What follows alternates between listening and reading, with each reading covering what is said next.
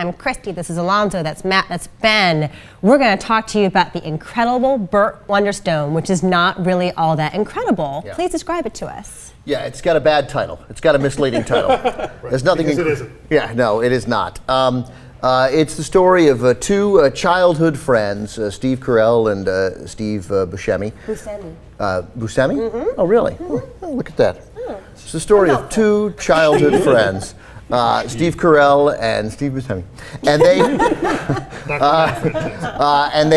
they connect in youth through their love of magic.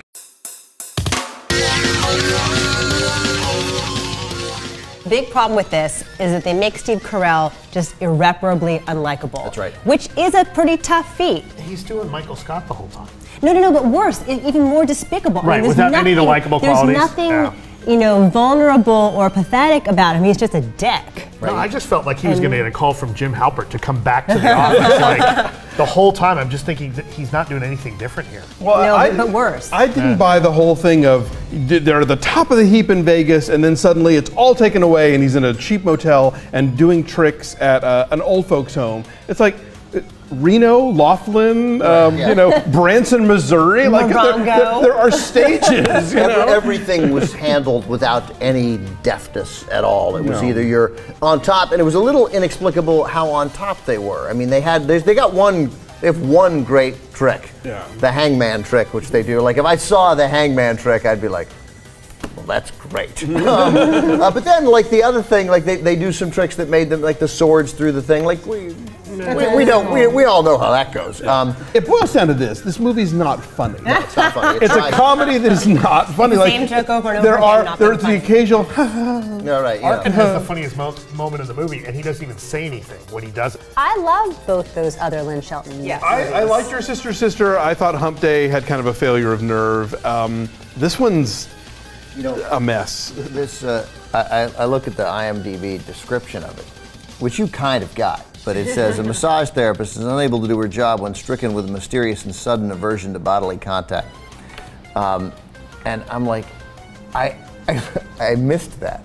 Like, what did you think it was all about? the close-ups of skin didn't give it away. I mean, that's definitely right. Like, I'm like, oh yeah, that is what happened. But I was so positive. So the first time she's a massage therapist, and then we see her, and there's a lot of super tight shots of skin and hands, and it's pores. Right. There's a lot of this is a pory movie, and I thought, and I'm curious whether you did, because it came after we'd seen them have sex in the bathroom, right? That I thought she was pregnant. So, like, it took me a while to figure out that this was, oh wait, she's not, when is she gonna tell him that she's pregnant? Like, for 20 minutes, I was like, she's pregnant, right? Like, obviously, because she throws up. Like, she's massaging someone after having sex in the bathroom, and then, you know, I mean, and they've obviously had sex before. I know you don't get pregnant like that, I think. And then she runs into the bathroom and throws up. And I'm like, and then she's disturbed, and she doesn't know if she wants to move in with her boyfriend, and I'm like, well, this is a movie pregnant girl. I've seen this before. Yeah, it's like usually, you know, cough in Act 1 means you're dead at the end of the movie. No, vomiting usually does go there, but no, I was pretty clear on the thing. You know, I gotta say, at least they look like they're liking to fuck this time. Like last time, it all felt like it was so posed and such a chore and so like this, like I gotta take the garbage out. Like this, at least they look like they're enjoying themselves. You know, she's even like, let's be vanilla. Okay, now you can spank me. Right, you know, right. like there's to that part I appreciated that there wasn't this sort of this fog hanging over the whole thing, but. Who cares about these people? You know, they're just not interesting. Right, there's this redundancy to the structure of the movie, right? Because they'll have a conversation about their commitment, and then they'll fuck. And then they'll have a conversation about the commitment, and then they'll fuck. And it's like, you can set your watch by it, like, hey, he's gonna take off his shirt again.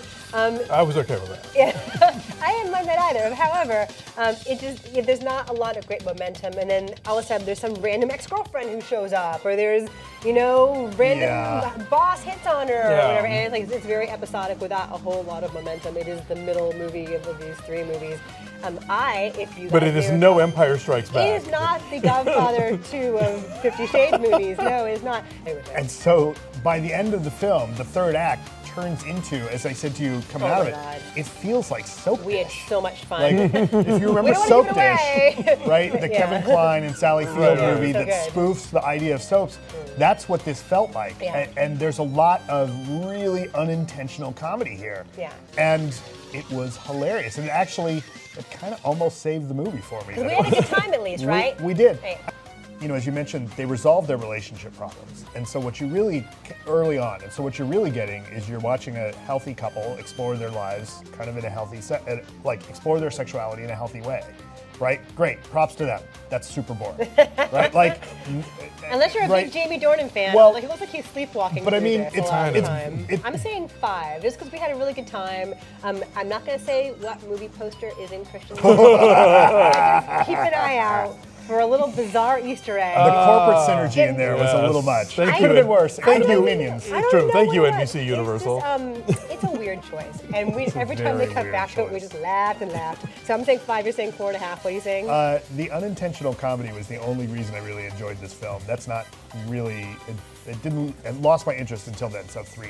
Okay, so we're saying. But the 4. music's good. Yeah, we're saying 4.2. Yeah, I like the song that's playing when Christian is working out in his private gym in the morning. It's Yeah. So Lonely by the Police. Yes. It's like, so lonely. Anna's still sleeping. So 4.2 is our number.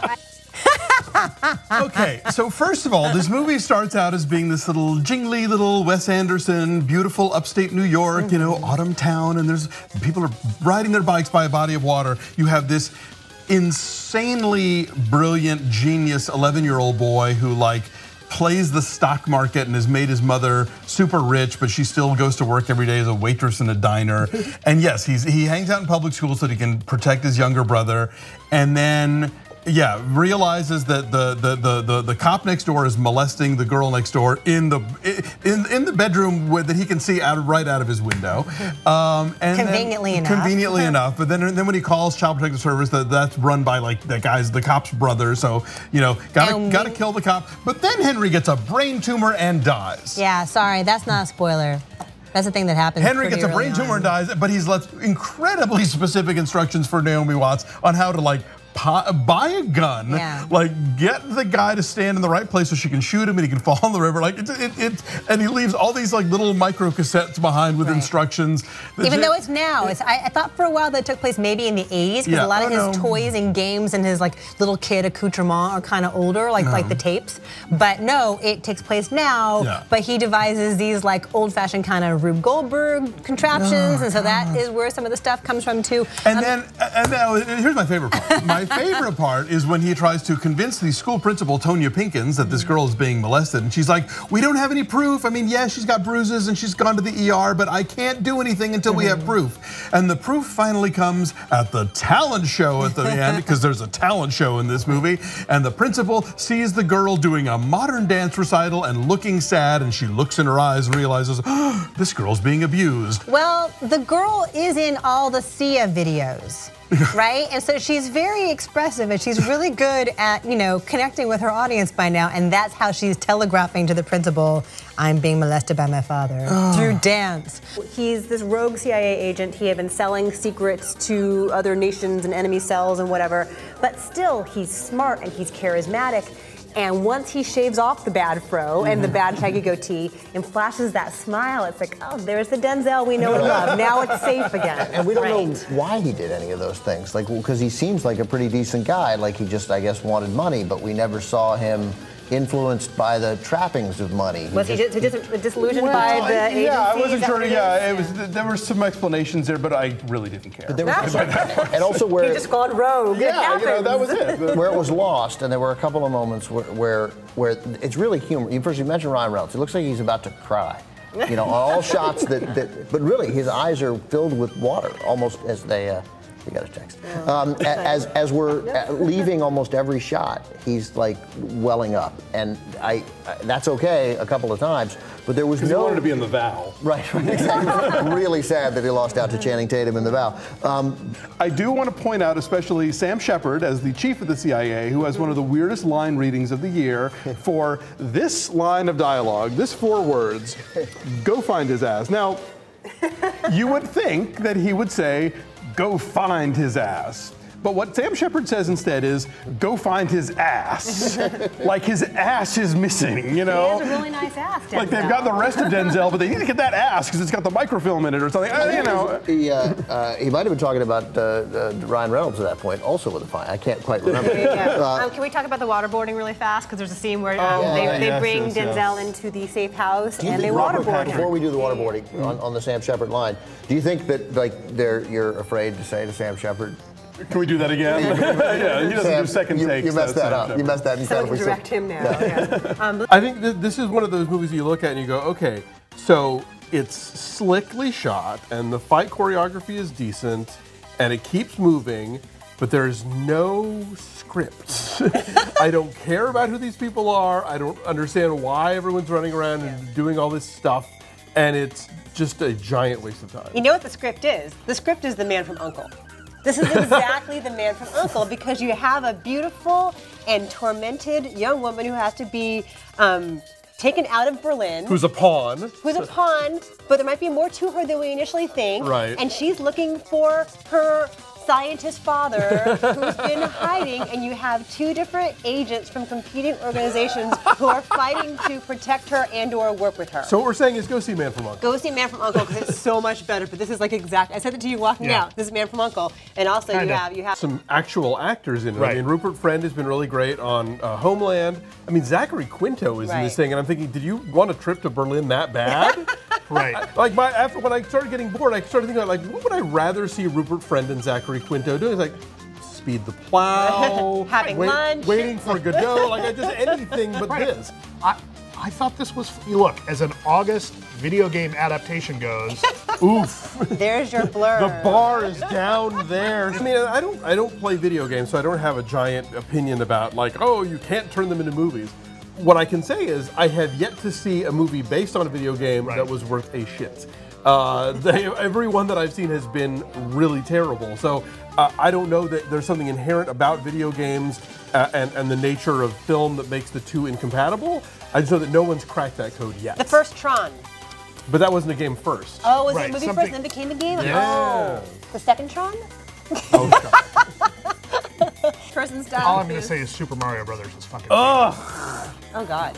The worst. That was a movie I'd forgotten that was a paid movie. to see that in the theater. I'd forgotten about Speaking that. of John Leguizamo. Because it was doing from the shitty directors of DOA. I thought, how bad could it be? And So then what I are- found out. 5. Okay. Our average is 3.6. It is at a lowly 4% on the tomato meter. 4? Sadly. A 4. person You know, likes not it. bad. Like, there's such a- and I don't know what this thing. First of all, you guys have American Ultra at an hour 39, but that counted like what were some seriously long credits because American Ultra was not that long, and I know because when I got home and when it started. And, All that matters. It What time streamed do you right get home? next to my house, and so and this is an hour 25. This feels longer. Felt This longer. feels a lot longer. Oh, and they set up a sequel at the end, as if. All right, wait. Now here's the real question about this movie. But wouldn't it? Hold on, just real quick. Okay. Wouldn't it be great if we entered into a world where sort of bad, silly, mid to late August releases were 90 minutes instead of 120 That would minutes? be great. That would be great. Such progress for America. Cut us a would be break. Go ahead. What were you going to say? So,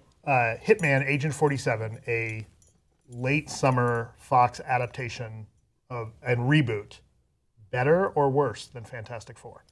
Oh. I'm going to Better. say vaguely better for production values, if nothing else. If I had to sit through one of them again, is death an option? I guess I'd watch this again. There you go. But It's better than Fantastic Four. again,